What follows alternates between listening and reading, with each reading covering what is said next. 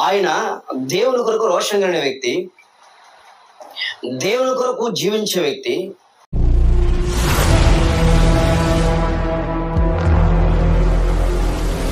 యేసుక్రీస్తు శ్రేష్ఠమైన నామం పేరిట బైబిల్ పవర్ మినిస్ట్రీ తరపున మీ అందరికీ నా హృదయపూర్వక వందనాలు.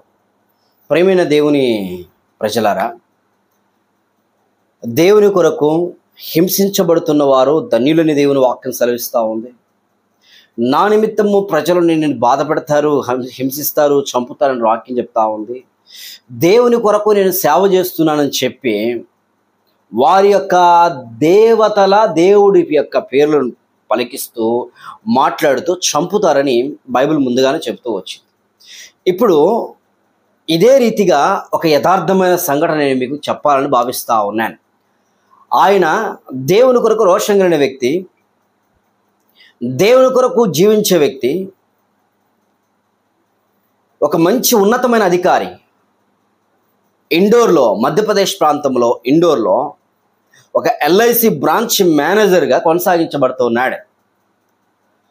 ఆ వ్యక్తి యొక్క చరిత్రను నేను మీకు వివరిస్తూ ఉన్నాను. ఈ మధ్య కాలంలో 22వ తారీఖున జమ్మూ కాశ్మీర్ పుల్వామా అనే ప్రాంతంలో టెర్రరిస్టులు మతమును చొప్పిస్తూ, దేవుడు అనబడిన వ్యక్తిని చొప్పిస్తూ వారు ఒక దారుణమైన పరిస్థితిలోకి తీసుకెళ్తూ వచ్చారు. మన భారతదేశంలోకి జొరబడి మిలిటరీ డ్రెస్సులో వచ్చి 26 మంది జనాలను వారు చంపుతూ వచ్చారు. 26 మందిని బహు నీచంగా క్రూరాతి క్రూరంగా చంపుతూ వచ్చారు. దానిలో అనేక మంది మాట్లాడుకుంటున్న మాట ఏంటంటే, అనేక న్యూస్ ఛానల్ వారు కూడా ఇప్పుడు ఒక వ్యక్తి ఉన్నాడండి, ఎల్ఐసి బ్రాంచ్ మేనేజరు. వారి యొక్క కూతురు, కొడుకు, భార్య చూస్తుండగానే తనని తల మీద గన్ను పెట్టి కాల్చి చంపేశారు. ఏమని పలికిస్తూ చంపారో తెలుసా? కల్మా అంటారు. మా యొక్క గ్రంథం ప్రకారం అది చదివి, అది నువ్వు చదివితే గనక మేము నిన్ను వదిలేస్తాం, యేసు ప్రభును వదిలిపెడితే వదిలేస్తాం నిన్ను అని మాట్లాడి అతనితో చదివించడానికి, అతనితో పలికించడానికి చూస్తే అతను నో అని చెప్పి ఆగిపోయాడు. దాని కారణం వలన అతన్ని అతి దారుణంగా చంపుతూ వచ్చారు. ఇంతకు ఏం జరిగింది అసలు చెప్తాను, నేను జాగ్రత్తగా వినండి. ఇప్పుడు ఆయన క్రీస్తు కొరకు హతిసాక్షిగా మార్చబడ్డాడు. ఇలాంటి పరిస్థితులే రాబోయే దినాలలో కూడా జరిగే సిచ్యువేషన్లు కలుగుతాయి. మతానికి మర్యాద ఉండదు. మతము మడ్డలు చేస్తుంది. మతము మనిషిని దిగజారుస్తుంది. మతము మనిషిని హీనంగా చూస్తుంది. మతము ఈరోజు అలా చేసింది. మానవత్వం అలా చేయదు. ఒక ఘోరమైన ప్రక్రియను చెప్పవచ్చు. భారతదేశం మీదకి దాడి జరుగుతూ వచ్చింది. అతని పేరు సుశీల్ నతానియేల్. అతని పేరు సుశీల్ నతానియేల్. 58 సంవత్సరాలు ఉంటాయి. వారు ఇండోర్ నుంచి జమ్మూ కాశ్మీర్కి వచ్చి కొంత కాలక్షేపం చేద్దామని వారు ఆ ప్రాంతంలో హోటల్ తీసుకొని దిగారు. హోటల్ తీసుకొని దిగి అలా తిరుగుతూ ఉన్నారు. మధ్యాహ్నము 2:30 గంటలైంది. వాష్రూమ్కి వెళ్దామని వాష్రూమ్ కట్ట వెళ్తూ ఉండగా సడన్గా ఉగ్రవాదులు గన్నులు చేతబట్టుకొని ఆ హోటల్ మీద, ఆ ప్రాంతం మీద, ఆ విశాల ప్రాంగణం మీద హడావుడిగా వచ్చేసారు. చాలామంది వచ్చి కనబడిన ప్రతి ఒక్కరిని, హిందువు అయితే నువ్వు చంపేస్తా, నువ్వు క్రిస్టియన్ అయితే చంపేస్తా, నువ్వు ముస్లిం అయినా చంపేస్తా అన్నట్లుగా వారు మీదపడి చంపేయడం జరుగుతూ వచ్చి మీదపడ్డారు. అంత ప్రశాంతంగా ఉంది వాతావరణం. ప్రశాంతంగా ఉన్న వాతావరణంలో సడన్గా అలజడి స్టార్ట్ అయింది. పోలీస్ వాళ్ళు వచ్చారు. అతని దగ్గరికి వచ్చి పలికిచ్చారు, నువ్వు కల్మా చదవాలా. తన దగ్గరికి వచ్చి కల్మా అడిగాడు. అసలు కల్మా అంటే ఏంటి? కల్మా అంటే ఇలాహి ఇల్లల్లాహి, కల్మాలో ఆరు రకాలు ఉంటాయి. కల్మా అనగా అల్లా దేవుడై ఉండాలి, అల్లా మహమ్మద్ ప్రవక్తను భూమి మీదకి పంపించాడు అని విశ్వసించేవారు కల్మా అంటారు. ఇతను అడిగారు, కల్మా నువ్వు చెబుతావా అని అంటే, లేదండి నేను క్రిస్టియన్, నేను అది చెప్పలేను, నాకు తెలియదు అని చెప్పాడు. ఎంబటే కాల్చి చంపారు. ఆ తర్వాత పక్కన ఒక వ్యక్తి, అస్సాం నుంచి వచ్చిన వ్యక్తి దేవాబిస్ భట్టాచార్య అనే వ్యక్తిని ఇతను అదే అడిగారు. అడిగినప్పుడు తన ప్రాణాన్ని కాపాడుకుంట కొరకై అతను ఎస్ నేను కల్మా చెప్తాను అని చెప్పి కల్మా చెప్పేశాడు. తను వదిలిపెట్టి వెళ్ళిపోయారు.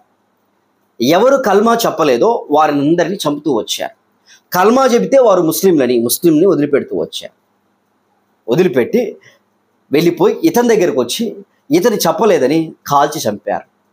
చెట్టు దగ్గర వెనక చెట్టు ఉంటే ఆ చెట్టు దగ్గర భార్యను దాక్కొని సైగ్నల్ చేస్తూ, ఎంత దారుణమైన సంఘటన! ఆ మరణకరమైన పరిస్థితి, ఆ సిచ్యువేషన్లో తన ఒకటే అనుకున్నాడు, మరణమైన జీవమైన నా యేసు ప్రభుకు నేను బ్రతుకుతా, నా ప్రభు కొరకు నేను బ్రతుకుతానని చెప్పి ఆయన దేవుని కొరకు జీవించి చనిపోయాడు. ఎంత బాధాకరమైన సంఘటన! వారితో పాటు వారి బంధువులు వచ్చారు. వారి బంధువులు లోపల ఉన్నారు, తప్పించబడుతూ వచ్చారు. ఇతను నికార్సుగా దేవుని కొరకు నిలబడుతూ వచ్చాడు. మతము ఇంత ఉన్మాదాన్ని పోషిస్తుందా? కెన్యాలో కూడా 2014లో ఇదే సిచ్యువేషన్ జరుగుతూ వచ్చింది. కెన్యాలో కూడా సేమ్ ఇదే సిచ్యువేషన్. బస్సులో ప్రయాణం చేస్తూ ఉండగా కెన్యాలో ఉగ్రవాదులు వచ్చారు, మతోన్మాదులు వచ్చి, ఆ మతోన్మాద భావజాలం కలిగిన ఉగ్రవాదులు వచ్చి జిహాద్ అని చెప్పి వారు మీదపడి, కల్మా చెబితే బ్రతికిస్తాం, కల్మా చెబితే బ్రతుకుతాం, మేము చంపమని చెప్పి వదిలిపెడితే అప్పుడు కల్మా చెప్పిన వాళ్ళు బ్రతికిచ్చారు, మిగతా వాళ్ళంతా చంపారు. వాళ్ళు చాలామంది క్రిస్టియన్స్ ఉన్నారు. బస్సులో జరిగిన మారణహోమం ఇది. ఏంటి దారుణమైన పరిస్థితి? ఎందుకు? కారణం ఏమిటి? ఇంత ఒక మనిషిని చంపమని మతం చెప్తుందంటే, వీళ్ళు చేసే ప్రక్రియ కొనసాగుతూ ఉంటే అందరికీ, ముస్లిం జనాలందరికీ కూడా అందరూ కూడా ఇలాంటి వారే అన్న భావన కలుగుతుందా? కలుగుతుంది. కానీ మన భారతదేశంలో ఉన్న పరిస్థితులు, అమెరికా, ఇస్రాయల్ దేశం, అనేక చోట్ల మనుషులు ఉన్నారు, ముస్లిమ్స్ ఉన్నారు, హైందవులు ఉన్నారు, క్రైస్తవులు ఉన్నారు. ఎవరో కొంతమంది ఇలాంటి వ్యక్తులు భావజాలం కలిగి రేపుతా ఉంటారు, రెచ్చగొడతా ఉంటారు. జ్ఞాపకం చేసుకోండి, రెచ్చగొట్టి సంస్థలు ఏర్పాటు చేసుకొని, సంస్థలు పెట్టుకొని వారు అలాగ ముందుకు వెళ్తుంటారు. అదే రీతిగా భారతదేశంలో మనం చూస్తున్నాం, జై శ్రీరామ్ అని చెప్పి సంస్థలు ఏర్పాటు చేసుకొని, కత్తులు పట్టుకొని, తుపాకులు పట్టుకొని చర్చల మీదకి, మసీల మీదలకి, ప్రజల మీదకి వెళ్ళిపోయి చేసే పరిస్థితి. ఇప్పుడు ఈ యొక్క జిహాద్ అనే పరిస్థితి కూడా అదే కదా. సేమ్ వారు గుళ్ళ మీదకి వెళ్తారు, మసీదుల మీదకి వెళ్తారు, చర్చిల మీదకి వెళ్తారు, ఎవరినైనా వారు చంపుతా ఉంటారు. చంపడమా ఇచ్చింది? దేవుని కొరకు ఒక హతసాక్షిగా నియమింపబడి నిలబడిన వ్యక్తి అతను, సుశీల్ నథానియల్. ప్రియమైన జనాంగమా, మీరు ఎవరైనా కావచ్చు, జ్ఞాపకం చేసుకోండి, మనిషిలో ద్వేషం ఎప్పుడు పెరుగుతుందో, పగ ఎప్పుడు పెరుగుతుందో, మతం మీద, డబ్బు మీద, పేరు మీద, సంపాదన మీద ఎప్పుడు పెరుగుతామో అప్పుడు అన్నీ మనకు వస్తాయి. అన్ని పాపాలు మనం చేస్తాం. మనం అనుకుంటాము నేనేం తప్పు చేయలేదు. బైబిల్లో ఒక మాట రాయబడింది, ఒకని ఎదుట సరైన మార్గం కనబడను, అది తుదకు మరణానికి దారితీయును అని చెప్తూ ఉంది.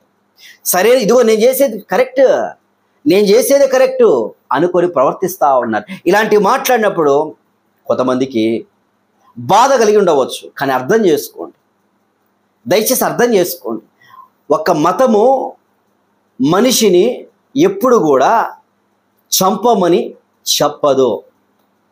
ఒకవేళ ఆ మతము గడ మనిషిని చంపమని చెప్తుందంటే అది సరైనది కాదని గుర్తుపెట్టుకోండి.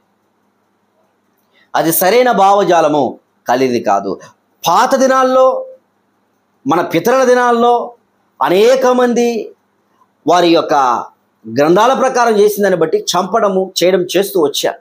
కానీ కొత్తతనంలోకి వచ్చిన తర్వాత పరిస్థితులు మారిపోయినాయి. పరిస్థితులు మారిపోయి ఈరోజు ఒక వాక్యం ప్రకారం జరుగుతూ వచ్చింది. అందుకే పాత నిబంధన బైబిల్లో కూడా ఇశ్రాయేలు ప్రజలు ఒక రాజ్యాన్ని పట్టుకోవడానికి అనేక మందిని చంపుతూ చెరగను పోతూ వచ్చారు. ఆ సమయమున ఆ ప్రభావం కొనసాగించబడుతూ వచ్చింది. కానీ యేసుక్రీస్తు ప్రభువారు వచ్చిన తర్వాత మొత్తానికి ఫుల్ స్టాప్ చేశాడు. మరణముని మృంగివేశాడు. బైబిల్ అంటది, మత్తయి సువార్త 5వ అధ్యాయంలో 6వ అధ్యాయంలో దేవుడు చెప్పే మాట ప్రకారం, నీ సహోదరుని ద్వేషిస్తే కూడా అది నరహత్య చేసినట్టేనంట, పాపం. అందుకే యేసు ప్రభువారిని ఆయన కొట్టలేక కాదు, చంపలేక కాదు, వ్యూహమే సైన్యం వచ్చేది, కానీ నరహత్య పాపం. ప్రజలను క్షమించి వదిలిపెట్టాడు, ఆయన బలైతూ వచ్చాడు. అది క్రైస్తవంలో ఉన్నతమైన కృప. ప్రియమైన దేవుడి జనాంగమా, జ్ఞాపకం చేసుకోండి, క్రీస్తు నేర్పించిన పాట ప్రకారం వెళ్తే ప్రపంచం బాగుంటుంది. మరి ఎవరు చేస్తున్నారు? క్రీస్తు నేర్పించిన పాటల ప్రకారం ఎవరు చేయలేకపోతున్నారు. ఈరోజు నరహత్యల గుండా వెళ్తూ మనిషి చంపుకునే విధానంలోకి మతం తీసుకెళ్తా ఉంది. మనుషులు మంచివారండి, గుర్తుపెట్టుకోండి. అది హిందువులైనా, ముస్లింలైనా, క్రైస్తవులైనా, జైనులైన, సిక్కులైనా, కొంతమంది వారంతటా వారు పేరు కొరకు, ప్రఖ్యాత కొరకు, ప్రయత్నం కొరకు హిట్లర్ లాగా ప్రయత్నం చేసి పరిగెడతా ఉంటారు. దాని కొరకే చేసే కార్యాచరణ ఇవన్నీ. ఇక్కడ అర్థం చేసుకుందాం, మనం ప్రేమతో గడుపుదాం. ఇలాగ జరుగుతున్న పరిస్థితి గురించి భారంతో ప్రార్థన చేయండి. రాబోయే దినాల్లో ఎంతకంటే భయంకర పరిస్థితి జరగవచ్చు. జరగకుండా మానవు. నీ కొరకు రక్తం కాచి ప్రాణం పెట్టి నీ కొరకు తిరిగి లేచిన ఆ యేసుక్రీస్తునందు విశ్వాసం ఉంచు. ప్రభువు నీకు తోడై ఉంటాడు. అందుకే బైబిల్ సెలవిస్తుంది, మరణించినా మరలా మనం దీవిస్తాం. స్టెఫన్ అలాగా చంపారు, చనిపోయాడు, తను దేవునితో పాటు ఉండడానికి వెళ్ళాడు. అలాంటి కృప కలిగి, అలాంటి బలము కలిగి మనం నడుద్దాం. దేవుడు కార్యం జరిగించి కృప చూపించును గాక. పరిశుద్ధుని దేవా, పరలోపు తండ్రి, మీరు ఇచ్చిన గొప్ప రక్షణ బట్టి స్తోత్రం. బ్రతిమలాడుతున్నాను, మీరే కృప చూపించండి, సహాయం చేయండి. ఘోరమైన పరిస్థితుల్లోకి వెళ్తున్నారు. మతమని మత ఉన్మాదంలోకి వెళ్తున్నారు. ఉగ్రవాదులుగా మారుతా ఉన్నారు. చాలా బాధాకరమైన సంఘటన. మనిషిని మనిషిగా చూచుటకు, మానవత్వం కలిగి జీవించటకు సహాయం చేయమని దేవైపు చూస్తూ యేసుక్రీస్తు నామమున ఆ పుల్వామా దాడిలో జరిగిన 26 మంది కుటుంబాలకు ఆదరణ దయచి ఎంతోమంది చనిపోతూ వచ్చారు. ఒకరి కాదు, ఘోరమైన చర్య. దేవా, సహాయం చేయమని, అలా ఉగ్రవాదాన్ని రూపుమాపని వేడుకు యేసుక్రీస్తు నామమున స్తుతించి ప్రార్థించి వేడుకుంటున్నాను తండ్రి. ఆమేన్. God bless you.